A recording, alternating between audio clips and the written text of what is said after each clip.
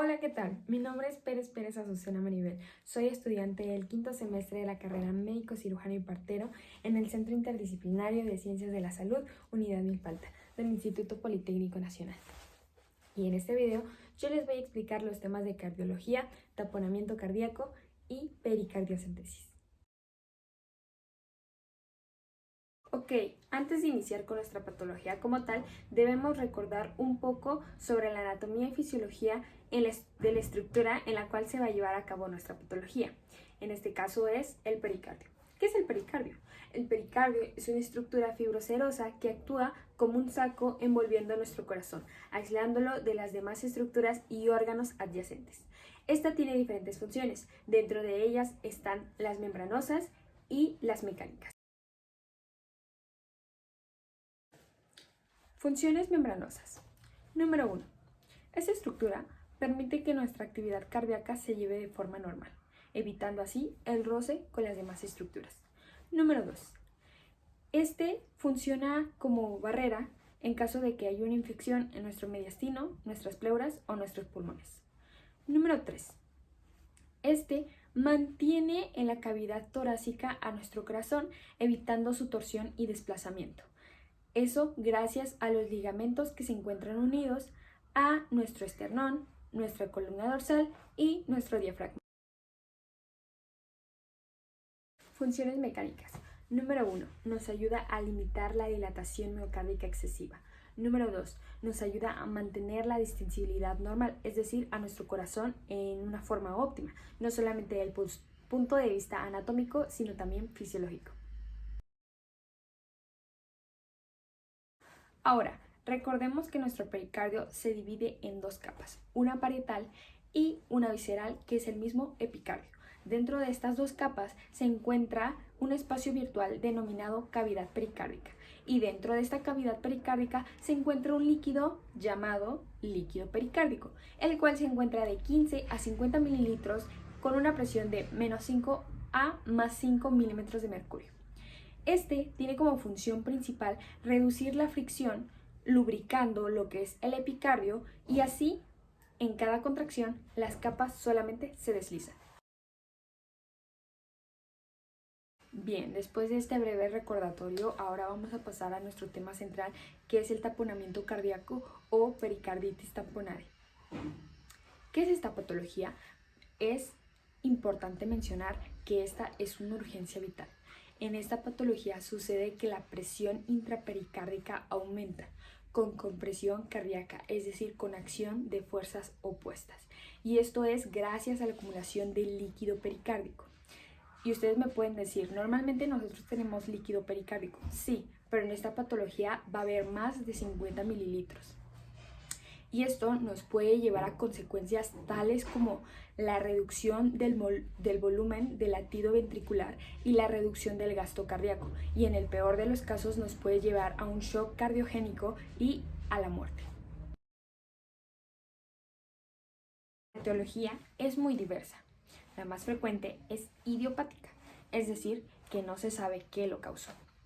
Sin embargo, puede ser secundaria a pericarditis aguda, de cualquier etiología. Las más frecuentes son urémica, neoplásica y posviral. También puede ser secundaria a una hemorragia aguda hacia el pericardio. Esto derivado de un traumatismo contuso o penetrante al tórax. También puede ser secundaria a una rotura en la pared del ventrículo izquierdo tras un infarto al miocardio. O también puede ser una complicación a un aneurisma aórtico disecante. En la fisiopatología del taponamiento cardíaco hay tres factores principales, los cuales son: número 1, capacidad de distensión del pericardio; número 2, volumen de líquido en la cavidad pericárdica; y número 3, la velocidad de acumulación de líquido pericárdico. Ejemplo de ello es que cuando el líquido de la cavidad pericárdica se acumula de forma rápida, entonces vamos a tener una menor capacidad para distenderse y por lo tanto nos van a presentar síntomas graves. En la presente imagen se muestra la fisiopatología del taponamiento cardíaco, en donde, teniendo un derrame pericárdico, se va a aumentar la presión en la cavidad pericárdica y por lo tanto, como consecuencia, vamos a tener la compresión de las cavidades y la restricción del llenado de cavidades derechas. ¿Y por qué derechas? Bueno, ya que son las primeras en comprimirse y además presentan presiones más bajas. Primero de la aurícula derecha y luego del ventrículo derecho. Posteriormente va a comprometer al llenado diastólico de los ventrículos. Y esto, como lo observamos en nuestra imagen, nos lleva a un aumento en la presión de nuestras cámaras cardíacas y posteriormente a una congestión periférica. ¿Pero por qué sucede esto? Bueno, es porque las cavidades cardíacas, al verse comprometidas, se dan cuenta de que no pueden alojar el retorno venoso normal, por lo que la presión venosa sistémica y pulmonar se incrementan. Y esto nos da como resultado signos de insuficiencia cardíaca, tales como ingurgitación yugular, ascitis, edema periférico y una posible hepatomegalia. Por otro lado, al verse la restricción del llenado de cavidades derechas, se va a disminuir el gasto cardíaco y eso nos va a traer una hipotensión. Y bueno, el cuerpo teniendo todas estas alteraciones va a querer compensarlo, activando los mecanismos de compensación, como es el sistema simpático dando una taquicardia. El fenómeno de interdependencia o interferencia ventricular diastólica es un fenómeno marcado en el taponamiento cardíaco, ya que es responsable del pulso paradójico. En este fenómeno sucede que los cambios de volumen en un ventrículo van a afectar directamente al llenado del otro ventrículo. Observemos nuestra imagen. En la primera imagen vemos que se muestra una expiración normal. En la segunda imagen vemos que se muestra una inspiración normal. Pero en la tercera imagen vemos que se muestra una inspiración en el taponamiento cardíaco. ¿Qué sucede? Bueno, en la tercera imagen nos ilustra que en la inspiración se aumenta el flujo venoso del lado derecho del corazón, por lo que el tabique ventricular se abulta hacia el ventrículo izquierdo y esto disminuye el volumen de este.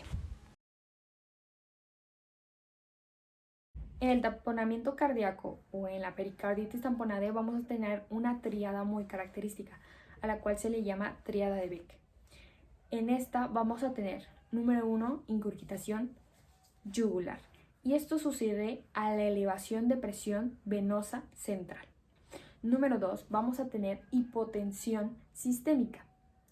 Y número 3, vamos a tener ruidos cardíacos silenciosos. Es decir, a la exploración física vamos a tener un corazón pequeño y silencioso.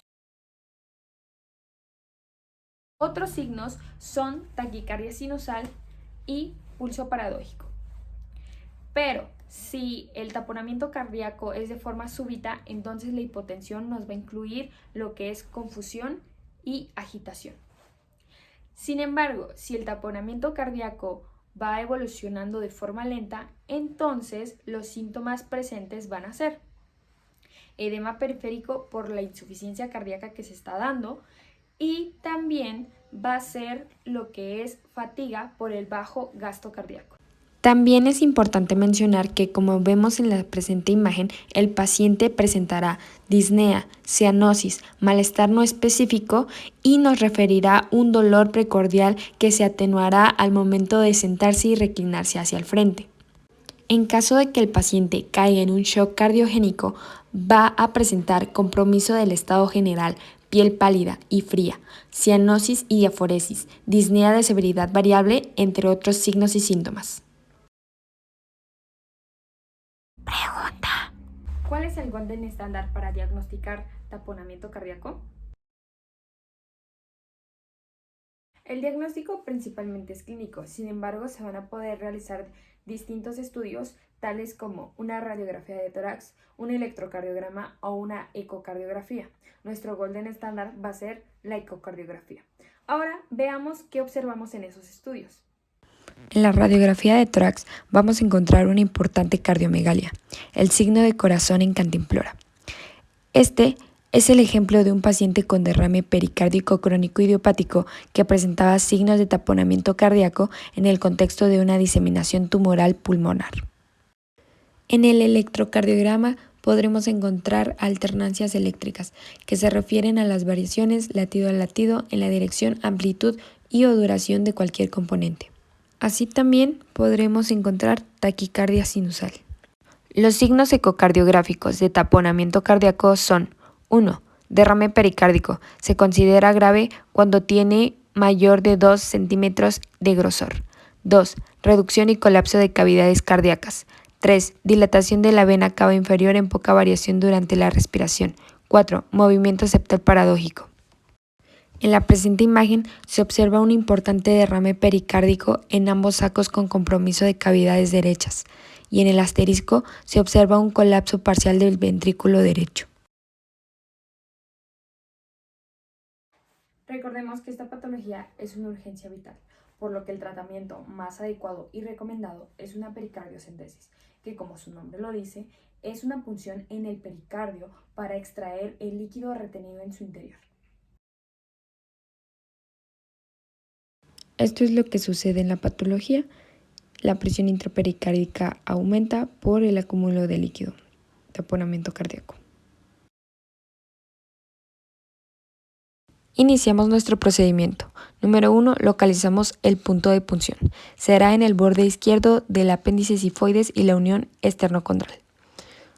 Ubicamos nuestro apéndice sifoides en el extremo inferior del esternón. Y recordamos que los laterales se articulan con la séptima costilla de ambos lados. 2. Dirección. Debemos asegurarnos de tener un ángulo de 45 grados respecto a la piel. La aguja se va a direccionar hacia el borde inferior de la escápula izquierda o el hombro izquierdo.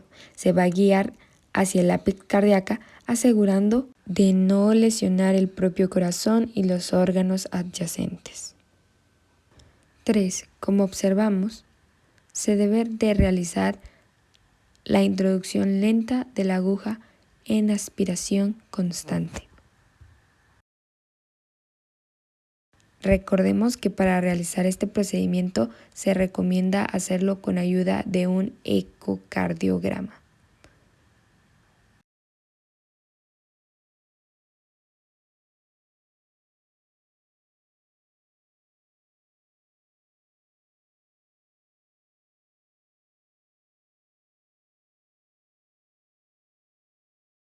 Número 4 y último, se coloca un catéter.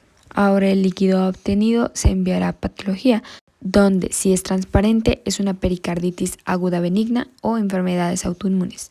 Si es purulenta es una pericarditis infecciosa. Si es chocolate será una pericarditis amibina. Si es hemorrágico será una ruptura cardíaca, un hemopericardio o una neoplasia. Y por fin hemos llegado al final. Gracias por tu atención.